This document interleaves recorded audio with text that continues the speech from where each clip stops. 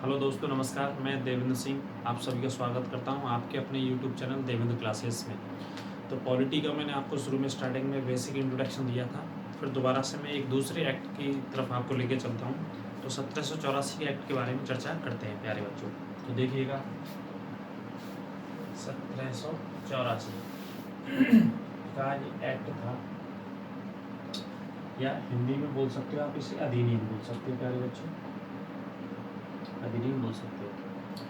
अब इसमें कौन कौन से मुद्दे हैं पढ़ने लायक, तो देखिए प्यारे बच्चों एक एक करके। काफ़ी इंपॉर्टेंट एक्ट है ये भी। 1700 पहला एक्ट था 73 का, रेगुलेटिंग एक्ट की कमियों को दूर करने के लिए इसे पारित किया गया था ब्रिटिश संसद द्वारा। तो इसे बोला जाता है 1784 के एक्ट को पिट्स इंडिया एक्ट कहा जाता है। क्या कहा जाता है इस एक्ट को प्यारे बच्चों? पिट्स इंडिया एक्ट कहा जाता है। अगला मुद्दा है इसमें आपको याद रखना है, ब्रिटेन के युवा प्रधानमंत्री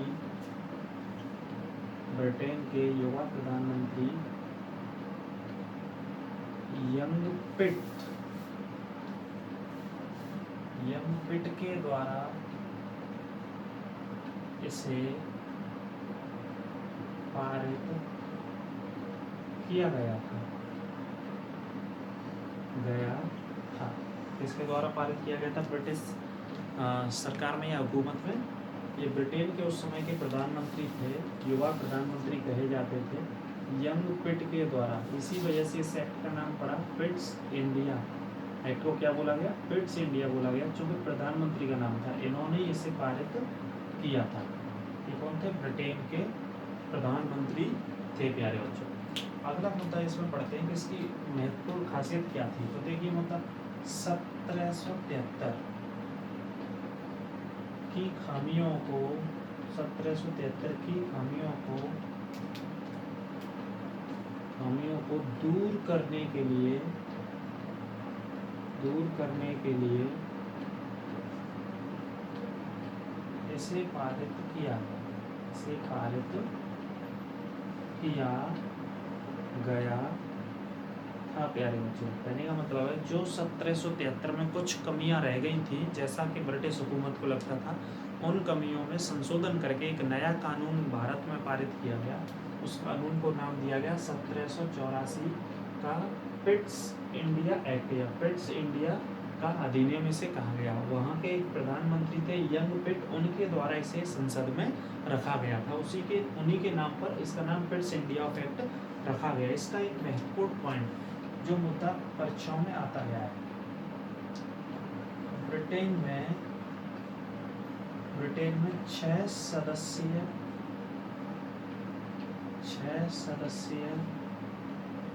कमिश्नरों की टीम गठित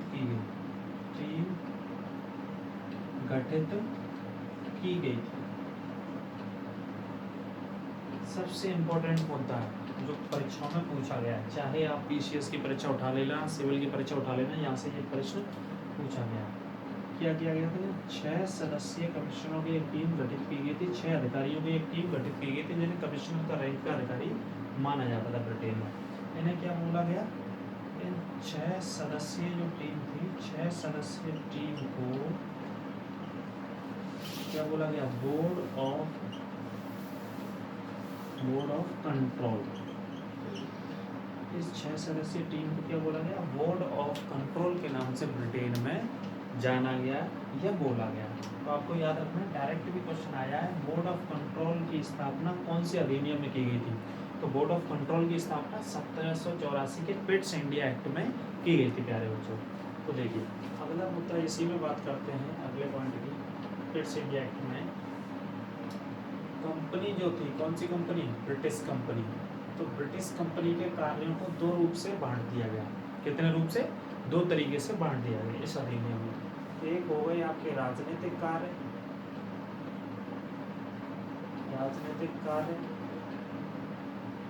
और दूसरा व्यापारिक कार्य। व्यापारिक कार्य दो तरीके से बांट दिया गया है ना, व्यापारिक कार्यों में और राजनीतिक कार्यों में। ये भी प्रश्न पॉइंट ऑफ व्यू यहाँ से रखा गया, पूछा गया कई परीक्षाओं में। तो यहाँ राजनीतिक कार्यों पर कौन निर्णय लेगा, तो यह जो निर्णय राजनीतिक कार्यों पर जो लेना था वो किन्हें लेना था, राजनीतिक कार्यों पर जो निर्णय लेना था प्यारे जो मैं आपको बता देता हूँ, बोर्ड ऑफ कंट्रोल को लेना था। किसे लेना था, बोर्ड ऑफ,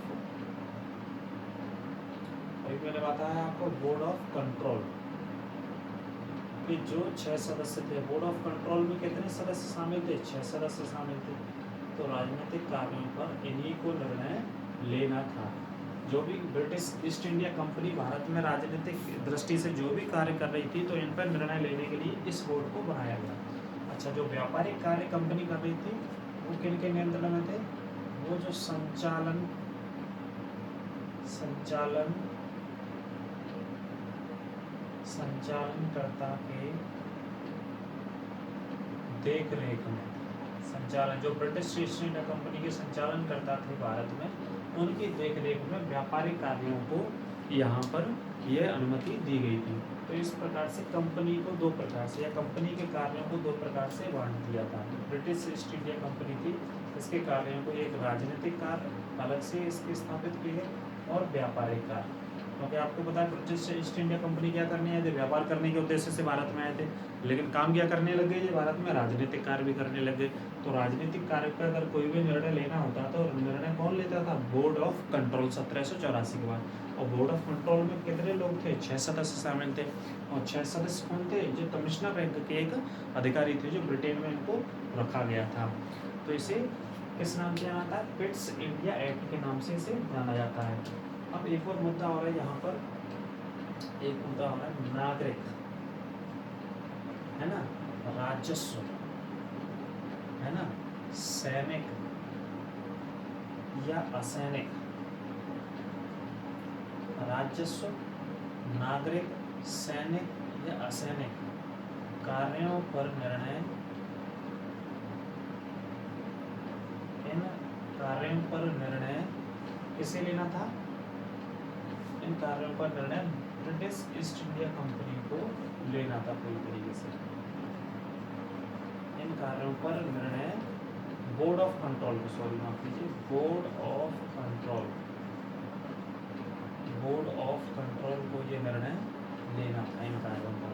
कहने का मतलब पिट्स इंडिया एक्ट में या 1784 का जो अधिनियम बनाया गया, उस अधिनियम में नागरिकों से संबंधित कोई काम हो, राजस्व से संबंधित, रेवेन्यू से संबंधित कोई भी काम हो, सैनिकों से संबंधित कोई काम हो, या सैनिक से संबंधित से नहीं हो, असैनिक मतलब कार्यों पर कोई भी देखरेख करनी, कोई भी निर्णय लेना हो, तो कौन निर्णय लेगा, बोर्ड ऑफ कंट्रोल इस पर निर्णय लेगा। कहने का मतलब जो 6 सदस्य होंगे वो भी इन कार्यों को भारत में देखेंगे। तो ये था प्यारे बच्चों 1784 का अधिनियम। हालांकि ज़्यादा महत्वपूर्ण नहीं, लेकिन अगर आप अच्छे एग्जाम्स की तैयारी कर रहे हैं तो वहाँ पूछा जाता है कहीं ना कहीं। पिट्स इंडिया एक्ट किसे कहा जाता है, 1784 को कहा जाता है। पिट्स इंडिया एक्ट में कितने लोगों को कमिश्नर बनाया गया था ब्रिटेन में, 6 लोगों को बनाया गया था। कौन से प्रधानमंत्री ने इसको लागू किया गया, यंग पिट नाम के एक प्रधानमंत्री थे, उन्होंने इस एक्ट को, इस अधिनियम को लागू किया गया था। बोर्ड ऑफ कंट्रोल कौन से अधिनियम में लागू किया गया था, बोर्ड ऑफ कंट्रोल 1784 के अधिनियम में भारत में लागू किया गया था। कंपनी के कार्यों को दो तरीके से कौन से अधिनियम में बांट दिया गया, कंपनी के कार्यों को या ब्रिटिश ईस्ट इंडिया कंपनी के कार्यों को दो तरीके से, एक राजनीतिक अधिकार और दूसरे व्यापारिक अधिकार, कौन से अधिनियम में बांट दिया गया, 1784 के अधिनियम में डिवाइड कर दिया गया था। और राजनीतिक अधिकारों पर कौन निर्णय लेता था, बोर्ड ऑफ कंट्रोल के लोग निर्णय लेते थे, है ना। और व्यापारिक जो कार्य ईस्ट इंडिया कंपनी करती थी उस पर कौन करता था, जो संचालन करते थे उन्हीं के नियंत्रण में इस व्यवस्था को छोड़ दिया गया था। बाकी के राजस्व के काम हो गए, राजस्व के अधिकार हो गए, नागरिकों से संबंधित कोई कामकाज हो गए, सैनिकों से संबंधित काम हो गए या असैनिक कोई कार्य होगा, इनका भी निर्णय बोर्ड ऑफ कंट्रोल को दे दिया गया था प्यारे बच्चों। तो ये था आपके लिए 1784 का पिट्स इंडिया एक्ट।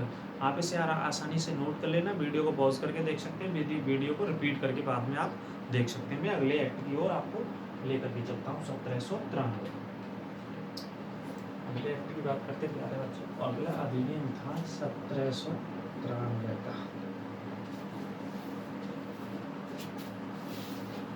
प्यारे बच्चों 1793 के अधिनियम की बात करते हैं। इसमें कोई खास नहीं था, लेकिन मैं अब बता देता हूँ आपको, एक दो पॉइंट ही आपको इसमें नोट करने हैं। हाँ, इसमें आपको एक दो पॉइंट ही आपको नोट करने हैं। तो सबसे पहला मुद्दा क्या था, लॉर्ड कॉर्नवालिस।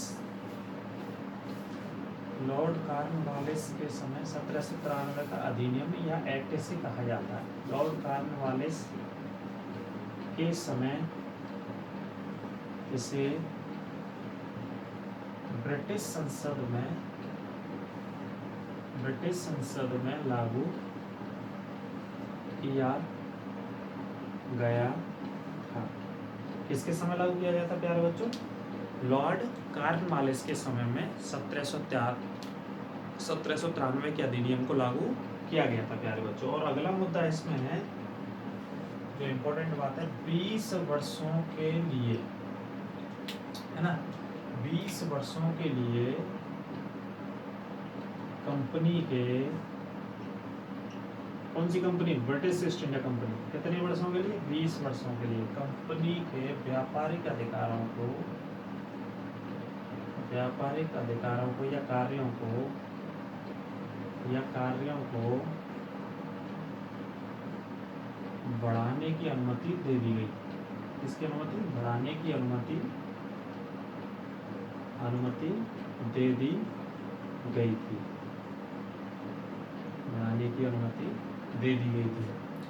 इसी विषय में इस एक्ट की व्यवस्था तो ये थी ब्रिटिश ईस्ट इंडिया कंपनी में, लेकिन एक मुद्दा लॉर्ड कॉर्नवालिस से कई बार परीक्षाओं में पूछा गया। 1793 में लॉर्ड कॉर्नवालिस ने, ये अलग से भी पढ़ाऊंगा, इसे अलग आप नोट कर लेना, लेकिन इसी से जुड़ा हुआ वर्ष भी इसी से जुड़ी है। 1793 में लॉर्ड कॉर्नवालिस ने भारत में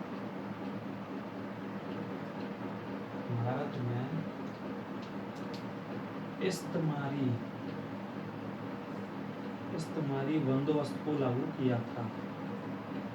कौन सी बंदोबस्त को? इस्तेमारी बंदोबस्त को, या इसे बोल सकते हैं आप रैयतवाड़ी। क्या बोल सकते हैं? रैयतवाड़ी बंदोबस्त को लागू किया गया था। कौन सी व्यवस्था को लागू किया गया था? इस्तेमारी बंदोबस्त को या रैयतवाड़ी व्यवस्था को किसने लागू किया? लॉर्ड कॉर्नवालिस ने। कहाँ पर लागू किया? भारत में इस व्यवस्था को लागू किया गया था। ये किससे संबंधित थी? ये किसानों से संबंधित थी, या राजस्व वसूलने से संबंधित थी, टैक्स वसूली से संबंधित थी। हालांकि टॉपिक एक अलग है, भूमि से संबंधित आएगा, वहाँ मैं आपको इसकी डिटेल्स बताऊंगा, लेकिन वन लाइन पॉइंट में आप याद रखना, 1793 में भारत में लॉर्ड कॉर्नवालिस ने कौन सी व्यवस्था को लागू किया? इस्तेमारी बंदोबस्त भी इसी को कहते हैं, रैयतवाड़ी व्यवस्था भी इसी को कहा जाता है। तो इन पॉइंटों को आप नोट कर लेना प्यारे बच्चों। 1793 से ये कुछ 2-3 पॉइंट हैं, ज़्यादा महत्वपूर्ण ये नहीं है, लेकिन इसके आगे जो मैं आपको बताने जा रहा हूँ वो काफ़ी इम्पोर्टेंट है। इसके आगे जो अगला अधिनियम था वो आता है 1813 का एक्ट। प्यारे बच्चों, 1813 का जो अधिनियम था उसके विषय में चर्चा करते हैं ना, ये काफ़ी महत्वपूर्ण है प्यारे बच्चों। 1813 का जो अधिनियम है, इससे कई बार ही परीक्षाओं में बहुत सारे प्रश्न भिन्न भिन्न परीक्षाओं में, एक दिवसीय परीक्षाओं में या वनडे एग्जाम्स परीक्षाओं में पूछे गए हैं। तो देखिए पहला मुद्दा क्या था इसमें? सबसे पहला मुद्दा जो पूछा जाता है, इस अधिनियम के तहत या इस एक्ट के तहत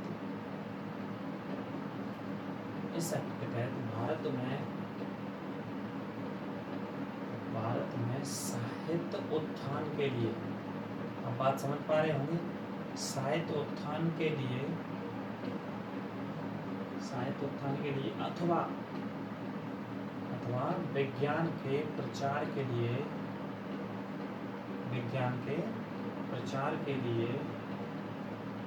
1 लाख रुपए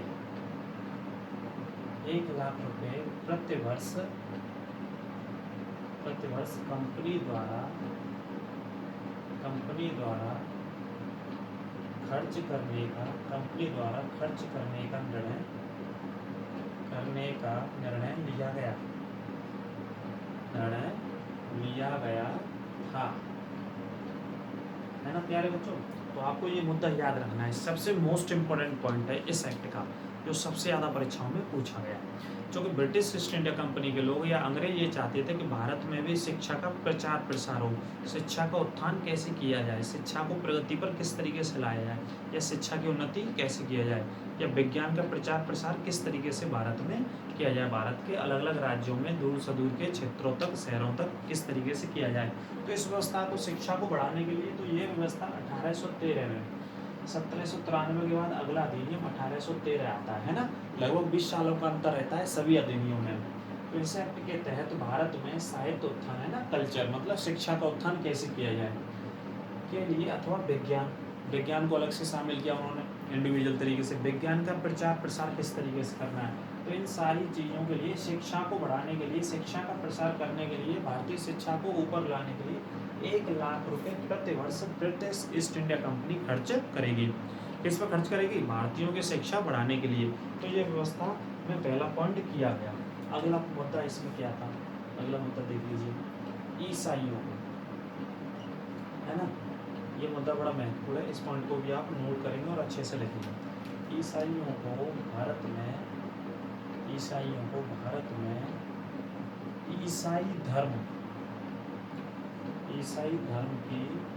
धर्म का प्रचार प्रसार, है ना, करने की अनुमति दी गई थी। ये भी काफी महत्वपूर्ण मुद्दा है, अनुमति दी गई थी प्यारे बच्चों, ठीक है ना। तो सेकंड मुद्दा क्या है? 1813 के अधिनियम में भारत में ईसाई धर्म को बढ़ाने के लिए अंग्रेज क्या चाहते थे, वेस्टर्न लोग क्या चाहते थे, पश्चिमी देशों के जो लोग क्या चाहते थे, भारत कैसा देश है, एक हिंदुवादी देश था, देखिए हिंदुत्व राष्ट्र था और आज भी है, लेकिन अंग्रेजों ने कहा, वहाँ की ब्रिटिश संसद में जब ये अधिनियम पारित हो रहा था, इसके लिए वहाँ पे बहस चल रही थी, डिबेट चल रही थी ब्रिटिश की संसद में, तो ईसाई मिशनरीज थे जो धर्म का प्रचार करने वाले, मिशनरीज कैसे कहते हैं, जो धार्मिक प्रचारक होते हैं, धर्म का प्रचार करते हैं। तो उन्होंने काफ़ी वहाँ पर संसद में डिबेट का माहौल, एक बहस का माहौल बना दिया, देश में एक तरीके से डिबेट का माहौल बन गया था इसे लेकर के कि भारत में ईसाई धर्म का प्रचार होना चाहिए। तो इन सारी चीज़ों को देखते हुए इस अधिनियम में एक लाइन, एक पैराग्राफ डाला गया कि ईसाइयों को भारत में ईसाई धर्म का प्रचार प्रसार करने की अनुमति दी जाती है। तो प्यारे बच्चों, अगला मुद्दा इसमें रहा 1793 को हटाते हैं। अगला पॉइंट ऑफ व्यू आप इसमें देखिएगा, कौन सी एक महत्वपूर्ण बात अंग्रेजों ने इस व्यवस्था में इसमें डाली थी, देखिए। अगला मुद्दा था चाय का व्यापार वो चीन के साथ व्यापार, चाय का व्यापार वो चीन के साथ व्यापार, ब्रिटिश ईस्ट इंडिया कंपनी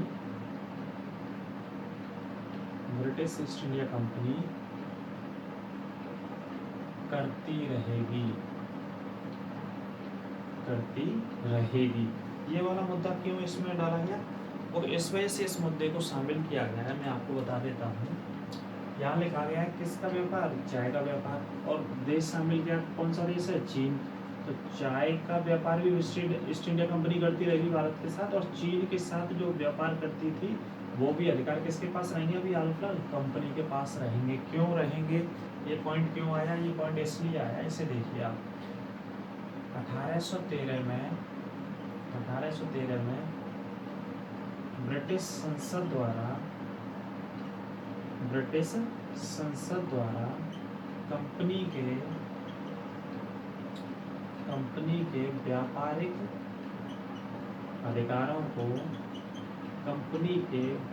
अधिकारों को समाप्त कर दिया था। इस वजह से ये वाला पॉइंट आया था, आप समझ पाए होंगे मेरे ख्याल से, मैं उम्मीद करता हूँ। 1813 का जो अधिनियम बन करके आया, तो इसमें ब्रिटिश संसद ने क्या हुआ, जो भी कानून पारित होते थे वो सभी कानून कहाँ बनते थे, ब्रिटिश संसद में। तो ब्रिटिश संसद से ये सारे कानून बन करके आ रहे थे, तो कंपनी के व्यापारिक अधिकारों को समाप्त कर दिया था। लगभग जो कंपनी काफ़ी वर्षों से भारत में व्यापार कर रही थी, तो 1813 में आकर के कंपनी के व्यापारिक अधिकारों को आगे बढ़ाने की अनुमति नहीं दी और इनको सभी को समाप्त कर दिया था। जैसा कि पिट्स इंडिया एक्ट में मैं आपको बता चुका हूँ 1784 में ही उन्होंने क्या कर दिया था, अलग अलग कर दिया था, है ना। राजनीतिक कार्य अलग कर दिए और व्यापारिक कार्य अलग कर दिए। राजनीतिक पर डिसीजन बोर्ड ऑफ कंट्रोल लेगा और व्यापारिक पर संचालन करने वाले लोग होंगे। तो वहीं से ये प्रोसेस स्टार्ट हो गया था। तो इस वजह से सभी व्यापारिक कार्य यहाँ बंद कर दिए। तो एक चाय का यहाँ पर रखा और एक चीन के साथ रखा, है ना। इन दोनों व्यापारों की अनुमति अभी किसके पास थी, कंपनी के पास ही थी करने के लिए।